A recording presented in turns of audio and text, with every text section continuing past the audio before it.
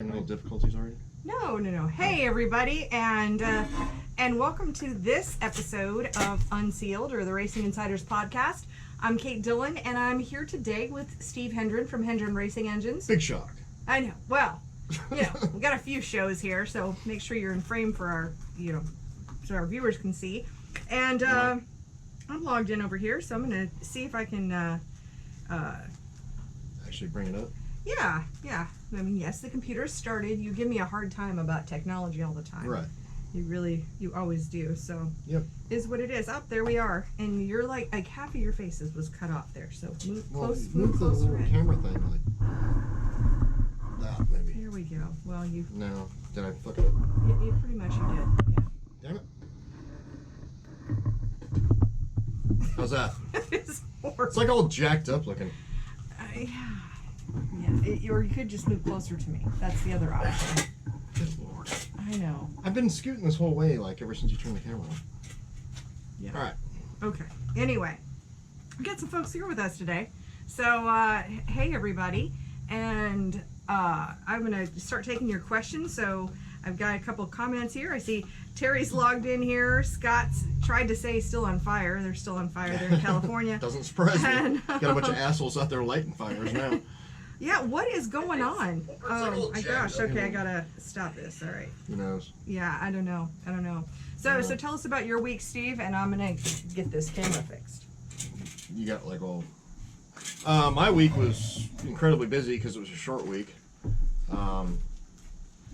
We worked half a day on Labor Day, which we honestly haven't done in 20 years, so that's kind of says how busy we are. Mm-hmm. And so yeah, I guess I got 6 engines together in 4 days. Wow. That's pretty impressive. And now I'm out of frame because you fixed the camera. Oh. Yes. Oh, I know why. Because we wanted... Okay, I know exactly why, what's going on. All right, I'll explain it in just a second. Okay. All right. So what's going on is that the camera is not a mirror for us because we flip the screen, so that's why. So it has to go closer to you. Okay. Okay, great. And what are you drinking today, Steve? Just Ultra. Just Ultra. All right. I'm having a chelada, and I cheated, and I just got the canned chelada. So, It's not bugging. chelada? No, it's not bugging. Okay. Check out my cool Pit Pay mug right here, or cup. Love my Pit Pay. Yeah. Yeah. So that was my week. Telephone rang off the hook. Yeah. Got a lot of people wanting a lot of new engines. So yeah. What's your waiting list? The state of crate racing is good. I'll put it that way. Good. I'm glad to hear that because that means that's good for me too, since I sell parts. Well, it's good for everybody because it means we're all racing. Mm-hmm. Yes. All right, it's my hi to more folks here. Mm-hmm. Let's see. Bob says, hello, crate people. And Mikey's like, cough, cough, so much smoke. What do you expect? It's 2020. Of course, Mikey's in Oregon. Yeah, so. well, yeah, Oregon's where you got a bunch of assholes lighting fires on purpose, too. So. What is up with that? That's just crazy. That is absolutely crazy. I don't know. I mean, catch somebody doing that, they just need to be shot in the face and kill them. Wow. My opinion. Well, and you guys feel free to drop in your questions here, and that's one of the things that we'd like to do on this show is to answer questions. Yes, we answer tech questions, especially when it's questions that I'm not able to answer, like parts-wise. Tech questions and other questions, and we'll talk some mad shit and talk some politics and crazy stuff. And yeah, well, right now you're texting your mommy because I am texting my mommy. It was your mommy's birthday this week, so happy birthday to Betty Hendren. Yes, we've had her on the show before on Mother's Day. On Mother's Day, that was fun having your mom for Mother's Day, and then my dad came on for Father's Day. So that was pretty cool. Love talking about the history of what's going on out there, or how things have progressed over time. And I think it was fun talking with my dad about some of the stupid rules in racing. That was a fun show. Actually, yeah, it was really a fun show. And hearing my dad tell stories, I love. Honestly, I talked to a few people this week where I've found out more stupid rules in racing. But oh my gosh, what's the stupid rule of the week? Maybe that's a new section of our podcast. Stupid rule of the week. Yeah, it's just some of that stuff. Those stupid carburetor rules, stuff like that. I don't know. I guess it works in some areas, but. Yeah. Okay. Ooh, Josh says, let's talk about PRI. Well, I am not going. You are not going because you officially canceled all the stuff this week for your Crate Insider side of things. I did. And yeah, no, to hell with PRI. I mean, not. No, we'll go next year. I mean, it's a necessity. I love the show, but you know what? They can't cancel it like they canceled SEMA, kind of leaving everybody hung out on the limb there. So. Well, I mean, I guess, you know, my attitude right after they canceled SEMA and people were asking me, well, what are you going to do? You know, what's plan B? And you know, my thought was, well, that'll be after the election. I understand why SEMA canceled. SEMA was the November 3rd through the 6th. I mean, I don't want to be anywhere.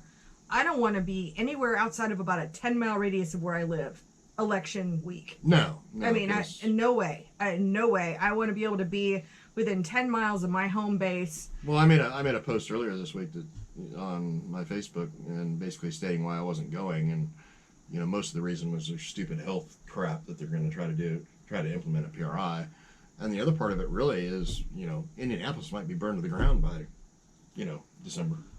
Well, here are my concerns and why. I mean, because actually, even if you're telling me, okay, you have to have a mask. But if you have a health condition, you know, we're going to be okay with that. Like, that's one attitude. They actually did not state that in that. No. Now it's masks and social distancing. I don't know how I can interview somebody if I have to be 6 feet away from them. And that also means my microphone can't be within 6 feet of them anyway. So, and I'm wearing a mask. How in the world am I supposed to be able to do my job? And possible. If they're going to have health ambassadors walking around to make sure that people are abiding by the guidelines, so mask Nazis, I mean, there's just no way. Hey, we all had the first version of COVID. Yeah, from after PRI last year. So I pretty much figure everybody who was there last year is probably going to be immune to the shit, so I don't see why we're doing all this crap.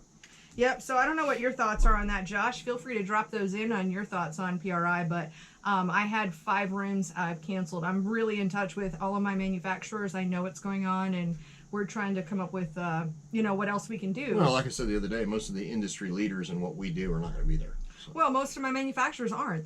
Most of them have already canceled, or a giant part of them. And the ones that are going to be there, I can't even interview them anyway. So, well, when you get, for me, it's lost. When you get, you know, FK cancels and, you know, Jim Bernheisel, Laser Chassis, he canceled this last week. And we're talking, Jim's been with them since day one.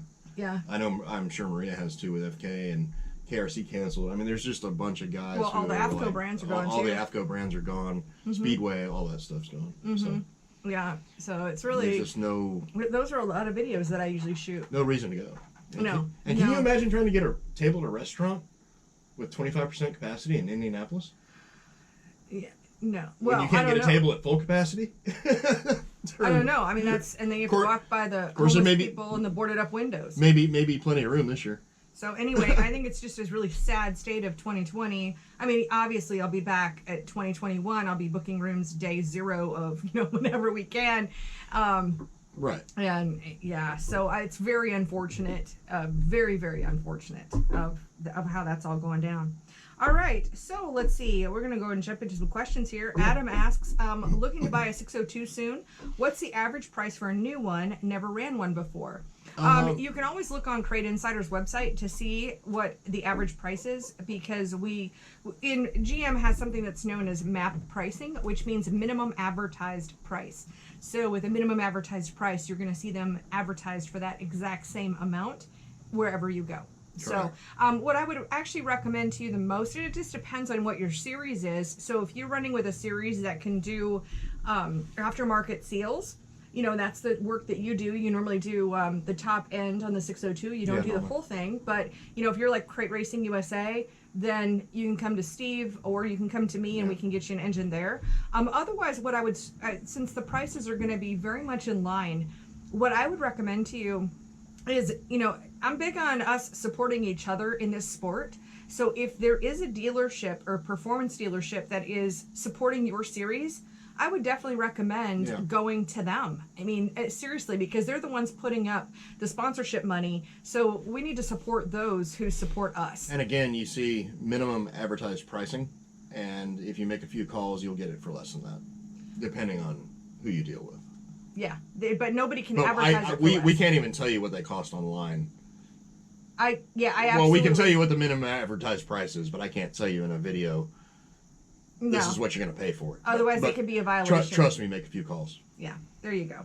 All right, let's see here. So ZN Racewares suppliers, not really sure they're ZN Racewares. Why? I mean, this is like a little advertisement on my platform. I'm just gonna like throw this out to you. That's like totally not cool to do. You're not one of my manufacturers, and you're using my platform to advertise your stuff. Yeah. So fuck off. So if you want me to be a retailer for you, you need to contact me. And getting on top of my posts isn't going to be a good way. So just letting you know that. And if you're doing that to other people, just stop, because it just looks really, really cheesy. And I would encourage everybody not to use that product. Because we're assholes like that. Yeah. All right. Okay, let's see. Darren's got a good question. Any advice for installing a 350 crank for the first time? I mean, advice. I mean, don't mess it up. I mean, it's not. I'm. It's one of those things like, how do you drive a race car? It's hard for me to explain. I mean, advice-wise, I mean, I don't. Okay. No, honestly, I don't have any good advice. Because it's something I do blindfolded daily. And that's the hardest thing, is to explain something that that's just such a common I can go practice into for a you. lot of detail, but it would, no. Okay. Not on here, no, I don't have any good advice. And maybe just do your research or follow the instructions. Well, no, I mean, if you had somebody do the machine work properly to start with, then your clearances should be correct to start with. So honestly, at that point, if all your clearances are correct, it's a matter of just slapping the thing together. Mm-hmm. If you had some jackleg doing the machine work, then you're going to start checking clearances, and it can take you 5 minutes or it can take you 5 hours. Mm-hmm. Just depending on who did your machine work for you. All right, Dave asks, Kate, why do you go on Tuesday at 2 p.m. too early for me? Okay. Let me tell you about the evolution of Top 5 Tuesday and how that all happened.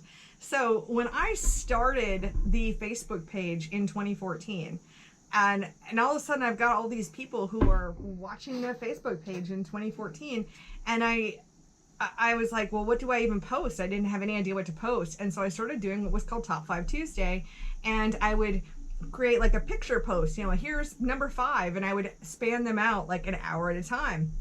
A couple years later, I decided to shoot video, and I pre-shot those videos, and then I posted them. But as of January of 2018, I just randomly picked 2 o'clock in the afternoon. No, there was really not a good reason. It just was. But now that I've been doing this for, since January of 2018, so all of 2018, all of 2019, we are more than 2.5 years into this show.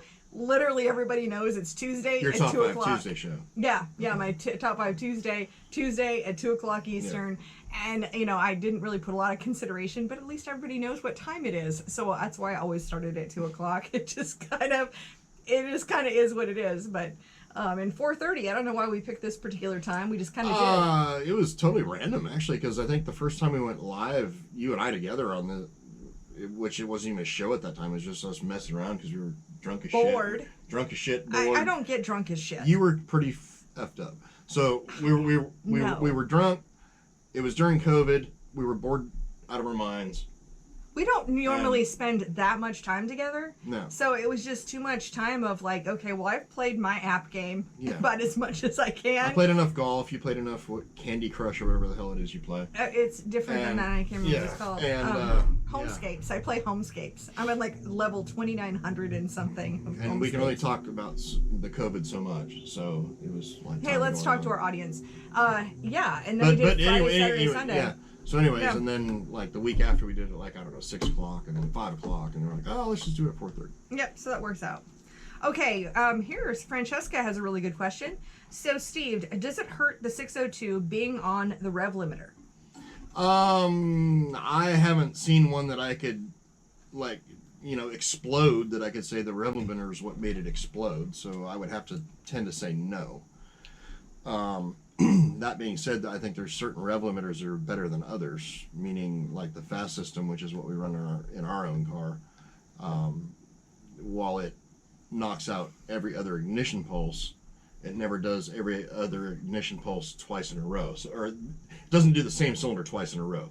Whereas like the MSD stuff will do the same cylinder twice in a row. So that's why MSDs, you hear them, they're really loud and pronounced. Where the fast stuff, it's really quiet, the rev limiter, I mean. Mm-hmm. So me personally, I've driven both. I prefer the fast rev limiter box system. Now, that does remind me, so there are some of the... It's almost like, when you're driving, it's almost like you feel yourself driving through the rev limiter rather than hitting a Jake brake. Okay. Where the MSD is like, bam, like you hit a Jake brake at the end of the straightaway. And you don't even need, most places you don't use brakes in crates anymore anyway, but in late models at least. And, it's just like you hit the brakes. Whereas the fast system is like you almost drive through it, but you really don't. It still holds that RPM where it needs to be. Well, just talking about ignition and 602s, it reminds me that this week we added a new product that you had something to do with, and that would be our race prepped HEIs. Yeah. Now, overall, you're not a big fan of HEIs. No, not at all. But there are many series that require the 602 to have a standard HEI. Correct. So tell us about race prepped and what that means and Well, what you did. it really doesn't mean a whole lot. It means it is a GM distributor. What we do is the phasing of the rotor alignment versus the what do you call them, the fucking terminals. Okay. Is dead nuts on. So your phasing's correct. It's not like you don't have to weld it. Everything's you lock them out. Everything's pre-done for you. It's locked out. The stupid vacuum advance is gotten rid of, and that whole plate's locked out. So it's race prepped. Yeah, well, and then you've got a melanized gear on it too. Yeah, half of our stuff that I've done has got melanized. Half, in other words, the melanized stuff will be good for a steel cam or a cast cam. Mm-hmm. And then we've got some that have cast gears, which are only good for like just 602s. Gotcha. Okay, good to know. All right. Here's a question. I haven't heard of this, but he says, Gary asks, what do you think and know about the Duntov 3030? Duntov 3030. Yeah, I don't know what that is. I've never heard of a Duntov 3030. Yeah. So is that a gun? I don't know. I've never heard of a Duntov if it is. Gary, tell us what that. I don't have to do. Maybe I might have to Google this. Duntov 3030. Clearly, we don't really have any thoughts on it because we have no idea what you're. Oh, a Duntov 3030 camshaft is what it is. Oh. Yeah, well, we talk about crate stuff, so it's all GM stuff, so we don't really have any opinions on that on this show. Well, no, Well, I don't know if you get into that. No, I don't.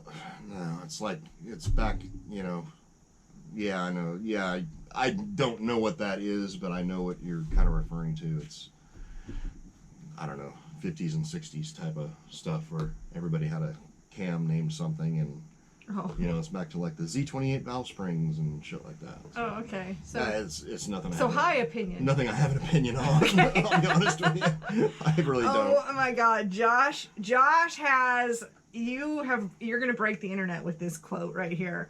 Josh says they should make the PRI health ambassadors wear brown shirts. That's a fact. Oh, wow, Josh, you go. Or black shirts like at Walmart. Oh, well, no, you know whether you say it by the brown shirts. Yes. I'm a history buff. I know exactly what I'm saying. Hey, Dave says Tom Brady just scored with his new team, which is also your new team, right? It is now my official new favorite team. Because what was your used to be team? I was a Washington Redskins fan pretty much since I was 6 years old, and so after the whole change the name of the team and all the other bullshit and getting dumbass Ron Rivera as the head coach and all that stuff, I'm done. So. Exit stage left. Unlike my Dallas Cowboys fans who are fans who continue saying, I'm done after this year. No, I actually did it. So. Gotcha. So. Yeah. Oh, I know it's after this year. I mean, honestly, I mean, because you and I were playing fantasy football a couple years ago, and I'm pretty staunch. I mean, I'm a hardcore patriot. I just am. I mean, I am 100% American. Well, back to before you get into that, the reasoning that I'm liking the Bucs now is because I want to piss everybody off because Brady went there. So that's why I'm now like the Bucs. Okay. Why would that piss anybody off? Because most people hate Brady because he was with the Patriots. Well, I love the Brady. Okay, well, you do, yeah. I never disliked him. I disliked Belichick. But. No, but I mean, Anyways, plus my buddy Patriots. Jeff Smith, he's a big time Bucs fan. Yeah. Well, yes. He's also a big South Carolina Gamecocks fan, too. and I think it's a funny story. So, actually, this takes us back to a PRI story from back in... man, this had to have been... This is when I met you. Mm-hmm. And when I met you was back when PRI was in Orlando. Yep. So that's going to be pre-2013. Yep. So it's going to be probably 11 or 12, something like that. Correct. And... I'd been to my brother is Jimmy Schultz from Dirt Rap, and Jimmy was exhibiting at the PRI trade show. And so I would fly from Boise, Idaho, and I would fly into Orlando to help my brother for the weekend. Well, one time we stayed at like the hotel that was across the street, but another time my brother gets this whole condo that is like a 5-bedroom condo type of deal, and Jeff Smith is staying with us. Yep. Well, except I wasn't introduced to him as Jeff Smith. My brother introduced him and said, yeah, this is my friend. He goes by Supercock. That's my friend. So it took a while for me to actually know Jeff's name, and I can't think of him without thinking Supercock. And of course, I'm really, really good friends with his wife, Heather. So yeah. She calls him Supercock too, probably for other reasons. But well, here's the thing, though, is that nobody explained to me why his nickname was Supercock. Yeah. So I just was left to my own imagination. Living in Idaho, I had no idea that there was even a team called the Gamecocks. Right. But if I can circle back to your Tom Brady story. Well, it's not a Tom Brady story. No, I mean, like the fact that I am hardcore American and I'm also hardcore, like, you should be grateful for the opportunities you have. Back in like 1991, I'm going to take you in the way back machine. All right, you keep talking. I got to check my fantasy scores real quick. Keep going. I'm listening. Well, I'm not talking about... You should listen to my story. I am listening. I'm just looking at He always says this. He's not listening to my story. He won't even have any idea. But anyway, I had gotten into collecting baseball cards back in the day. In like 91, 92, something like that. And that's the year that the baseball players decided to go on strike. Mm-hmm. And I'm just like, you can't be grateful for the fact that you're making huge amounts of money and you're going to go on strike. Like, I was done. I got rid of my baseball cards, and I was done. When I wasn't done when Colin Kaepernick took a knee for the first time, but when it was approved and it started to become a trend, I was done with fantasy football. Yeah. So all I'm saying is that I will stand firm in the fact that I'm an American, and I will spend my money that way. I will spend my viewing hours that way, period. You better convince me, and you better come up with a grand gesture to get me to come back to the NFL, because I've been done for 2 years. I mean, we were playing fantasy football and getting into it, and I mean, you stuck with it. I did not. Yeah, I'm watching my team lose right now. Yeah, so that's just how I feel about it. I am pro-American, hardcore, and if you don't appreciate being in this country, then get the fuck out. And I normally don't swear in this podcast, but that is exactly how I feel about it. That might be the first actual time. It might be. Yeah, I'm hardcore. Brett says the election infection guidelines will go away after the November.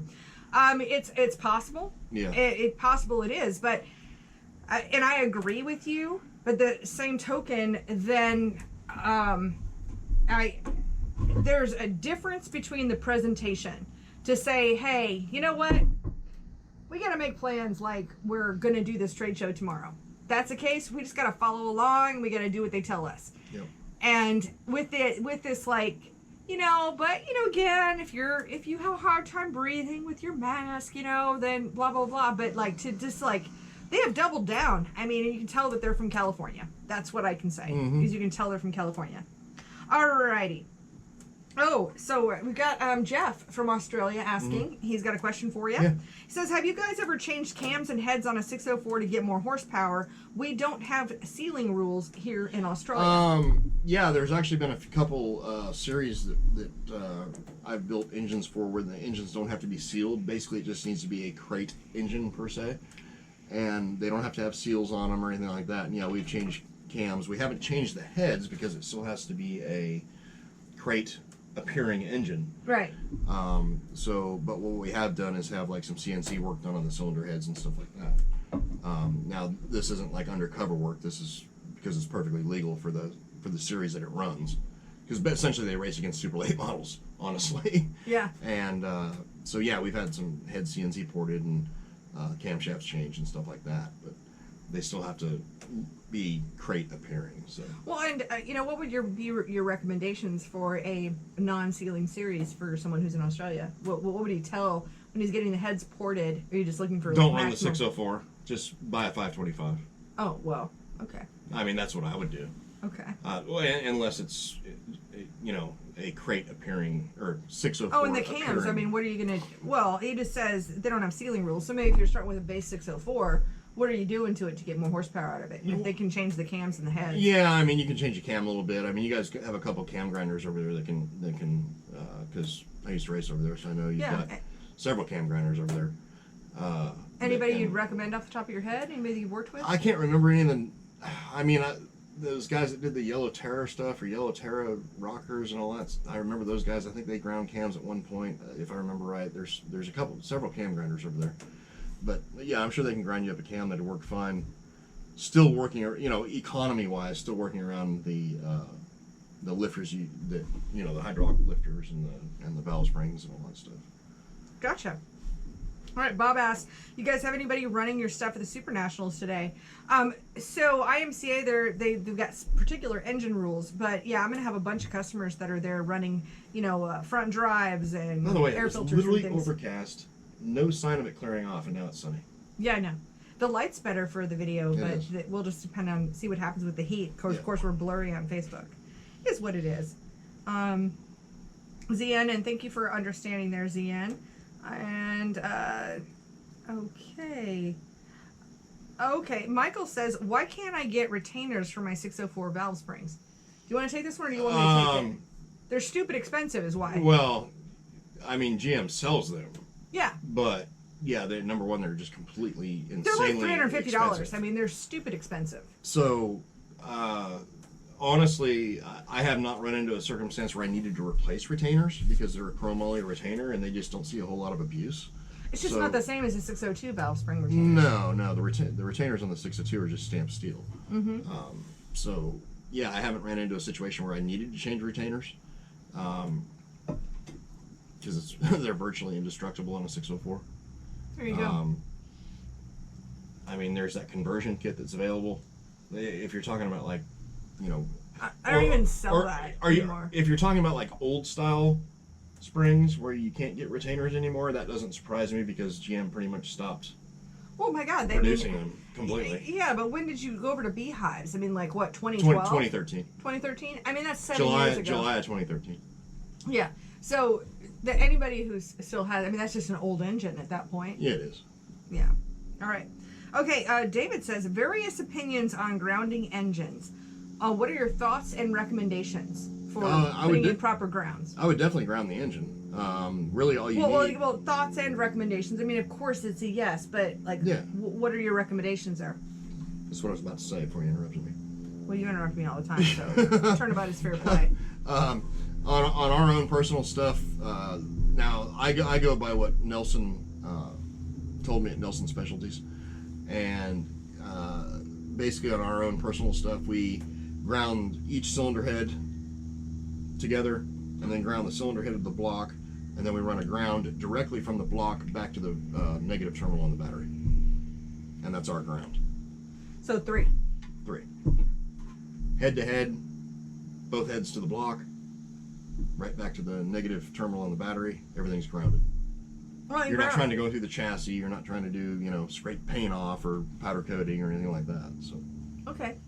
Well, that's good, because, I mean, grounding to rust isn't always the best idea. No, so, I mean, you're 100% grounded when you go straight back to battery. Cool. Gotcha. I think it says a low internet connection because the phone's probably hot, but we're still showing up. All right. Oh, Frank from Cameron, Frank Wilson and JC Wilson say thank you for the awesome service. We received our new ProFab headers and top and bottom air filter base that came in this week. Thank you. Yeah, good deal. You are very welcome. Absolutely. You'll be really happy with both. Yes, I agree. Okay, so Daniel says, can you still read spark plugs to tell how an engine that uses E85 fuel is running? You can, but it requires you. I mean, you can't go out on the track, make 5 laps, come back in the pits, idle through the pits, idle to your pit area, shut the engine off, and then read the plugs. It's a complete total waste of time. So the only way to do it properly would be to, while you're on the track, you would have to shut the thing off at full throttle, flip the switch at full throttle, kick it into neutral, and coast back around to where you can get to your pit area to where somebody can then pull the plugs out and read the plugs. So no, it's not practical. Okay. Good answer there. You need to pretty much rely on that your carburetor builder has your air-fuel ratio correct, and you've got the correct ignition timing. I mean, if you get on a dyno, chassis dyno, or something like that, you can figure all that out where you need to be. But I prefer a chassis dyno, obviously. But great. No, there's no practical way of reading plugs anymore. On this style car. Gotcha. Yeah. Good to know. Feel free to drop in those questions. We are happy to answer them because that's what we do here. Apparently. Yeah. When we're on. Yeah. Anyway, so what's a question you've received this week that you would like to maybe not have to answer again? Oh, God. I know that list is long. Why is my engine running hot? Okay. Then walk us through that. No. Okay. Because, well, I mean, I should. Simple answer, I don't know. There's like so many variables. It's just one of those questions that, I don't know. First question you ask, do you have a shroud? And when they say no, it's like, okay, put a shroud on. Is the nose sealed off of the racetrack? Well, yes. Well, cut 6 inches out of your valance. Get rid of the low pressure area in front of the radiator. What size fan blade do you have? I mean, it's a number of different questions, but it's one of those questions that you end up getting asked. I know you do too. Probably. Yes, I do. A minimum of 20 times a week. Yeah, I don't get that many. I do. Yeah. So it gets, I mean, I don't know, man. I wasn't there. Yeah. It didn't run hot till I got my engine rebuilt. Oh, really? Okay. Check your gauge. Your gauge probably sucks. Because there's been a rash of shitty gauges. Oh, good to know. Most of them are made in China. So there you go.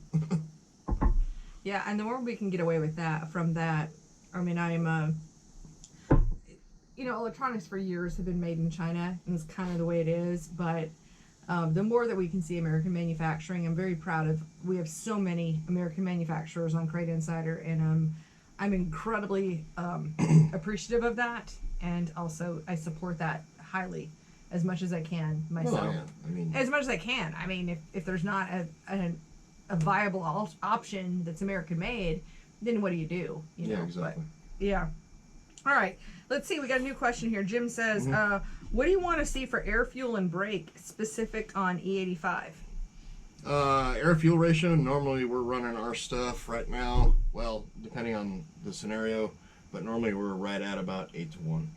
Okay. Brake specific, we don't do brake specific on a chassis no. And Bobby says, hey, Kate and Steve, do you recommend running an oil cooler on a 602 Crate engine? I don't, no. Most of the modern oils will handle any kind of oil temperature that you're going to produce. And to me, anytime you add a cooler, you're adding lines, and what you're doing is taking away overall oil pressure. So on a hydraulic lifter engine, as you start losing oil pressure, Lifters have the potential to bleed down at higher RPM. So, no. Well, and you said that the lifters will bleed down at a higher RPM. What exactly does that mean, and how does that affect horsepower? Higher RPM, full lift. I mean, I don't know what any of those things mean. Yeah, it's just, I would not. No, I don't recommend an oil cooler. That's the simple answer. Okay. Well, I knew that was going to be the answer. Yeah. I would like to hear the why, though.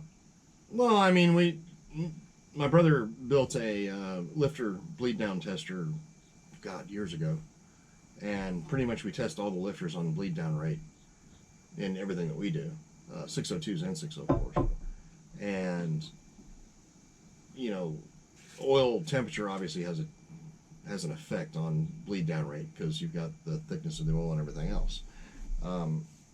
What I will say is there's a reason we recommend the two oils that CrateInsider stocks. Well, and now we've got a third. Now we have a third too. Yeah. So we've got the Klotz and we have the Schaefer's and now we have the Z-Max as well. Well, 4 because we get the break-in oil. What you'll find with the Klotz is at a higher temperature, at a higher overall oil temperature, you'll see your power rating drop less. It'll carry the power out longer with a higher oil temperature. Mm-hmm. Good to know. Versus everything else we've tested. So. Right. Well, and you guys are constantly testing something. Yeah. Usually we're constantly. Well, I mean that's how you do it. I mean it's how people make better computers and everything else. Every 6 months, you got to stay on top. Got to stay on top. This is true. Alrighty. Well, it looks like we're having issues with our broadcast again for whatever reason, but maybe we just kind of end this one early. Yeah, I don't know. Yeah. Get some, your mom's coming over for some birthday cake. Why can't we put that on Wi-Fi? Well, if you want to get there, get there. I don't know how to get there without shutting your shit down, so. Nor do I. Why didn't we start on Wi-Fi? Because we've had the Wi-Fi cut out so many times. Oh, gotcha. That's why. Because we're really, really far from the router where we're sitting right now. And now the 5GE is cutting out. Yeah. Yeah, that would be why we weren't on Wi-Fi. Gotcha. Yeah. Yeah, what about for current events? Did you see that... Are we even on? Yeah, we are. Okay. We're here. You said it was cutting out or what? No, it's not cutting. It's just a fuzzy picture. Okay. What do you think about Donald Trump being nominated for the Nobel Peace Prize? I think there's liberal heads exploding everywhere in the United States right now. Oh my God. I have to tell you the funniest thing. So I'm in this Facebook group called The Daily Carnage that I absolutely love it. And it's, which you know that because you've heard me reference them a bunch. It's a group for marketers.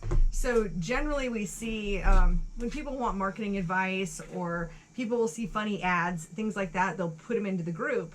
Well, apparently the Trump team has an ad that's going out that talks about how Donald Trump was nominated for the Nobel, as in Noble, Peace Prize. Okay. So, of course this is a liberal group, and they're on there saying how look at, just another failure of the Trump team, and it's only like 9 words long, and check out this article from the Business Insider, and blah, blah, blah.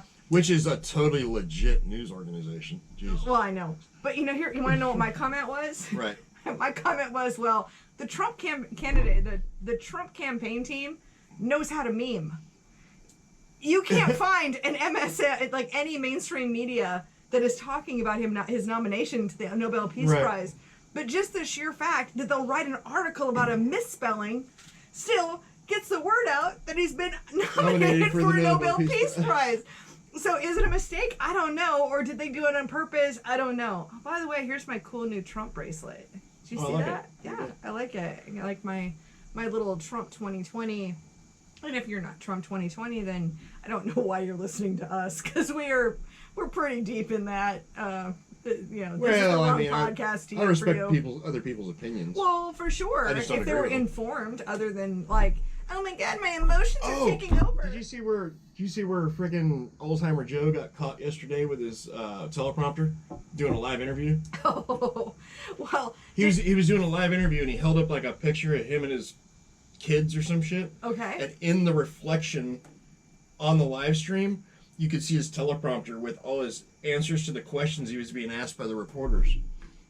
Oh my God! I'll tell you what was hilarious is watching. There's an interview with Brett Baer, and I don't know,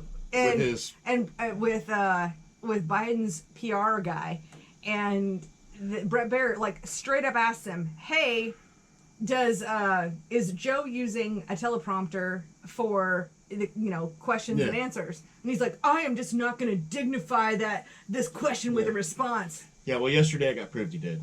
Oh yeah. By himself, by accident, because he held up apparently probably a non-approved photo